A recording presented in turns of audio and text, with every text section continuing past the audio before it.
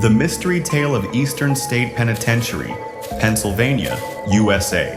Eastern State Penitentiary was designed by renowned Pennsylvania architect John Havilland, inspired by Benjamin Franklin's home in 1787.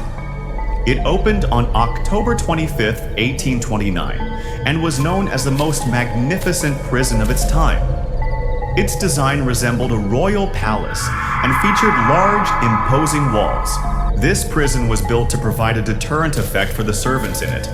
They were given time out of the prison cell for 1 hour a day, but used a head covering or hood to prevent communication between subordinates, and saw the design of the prison cell so that none of them dared to escape from prison.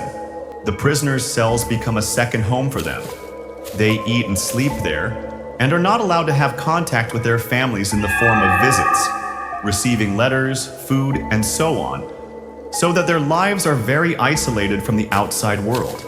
For approximately 142 years, this prison has been inactive, and dark stories have haunted it.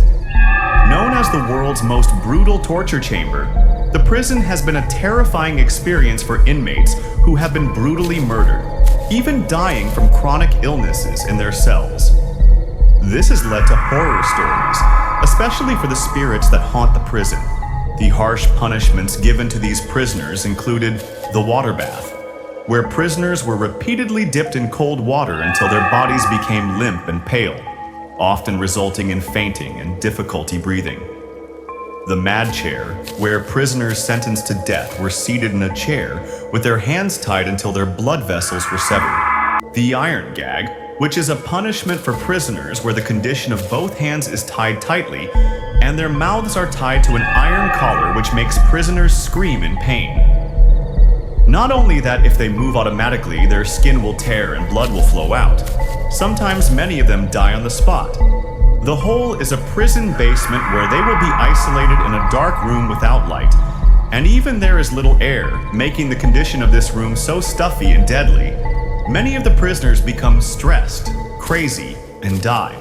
In 1971, the prison was closed, and according to some sources, it became a hub for the afterlife.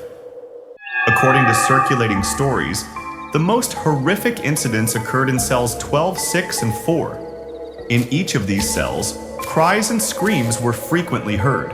Laughter was heard, shadows were seen from within the cells, and even figures resembling the silhouettes of guards were often seen from the top of the prison tower.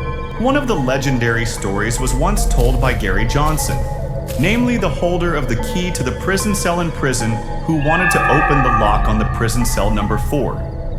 When he tried to open the cell, he felt such strong negative energy. His soul seemed to be pulled from outside his body and made him numb.